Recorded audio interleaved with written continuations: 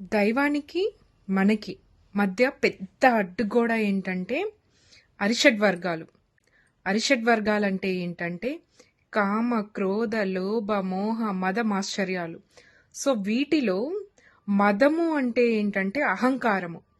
దాన్నే ఇంగ్లీష్లో ఈగో అని కూడా అంటారు. సో దీన్ని ఎట్లా రిమూవ్ చేయాలి అంటే, మనలో ఉన్న అహంకారాన్ని ఎలా తొలగించాలి అంటే, మనలో ఏం చేస్తూ ఉంటాం మనము అంటే జడ్జ్ చేస్తాం. ఏ విధంగా అంటే, బాగా డబ్బున్న వాళ్ళని ఒకలాగా, డబ్బు లేని వాళ్ళని ఒకలాగా, బాగా అందంగా ఉన్న వాళ్ళని ఒకలాగా, అందంగా లేని వాళ్ళని ఒకలాగా, బాగా చదువుకున్న వాళ్ళతో ఒకలాగా, చదువు లేని వాళ్ళతో ఒకలాగా, ఇలా ఏంటంటే జడ్జ్ చేస్తూ ఉంటాము. So stop judging. వాళ్ళలో ఉన్న మూలాన్ని గుర్తించండి. వాళ్ళు ఎలా ఉన్నా కూడా వాళ్ళలో ఉన్న ఎగ్జిస్టెన్స్ని చూడండి. సో ఇలా ఎగ్జిస్టెన్స్నే చూడడం వల్ల మనలో అహంకారం అనేది కంట్రోల్ అవుతూ ఉంటుంది.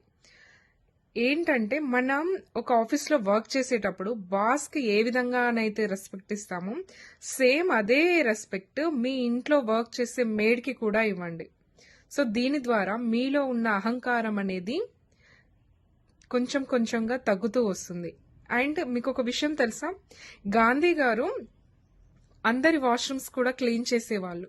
ఎందుకు అంటే దాని వెనుక ఉన్న రహస్యం ఏంటంటే, తనలో ఉన్న ఈగోని రిమూవ్ చేయడానికి.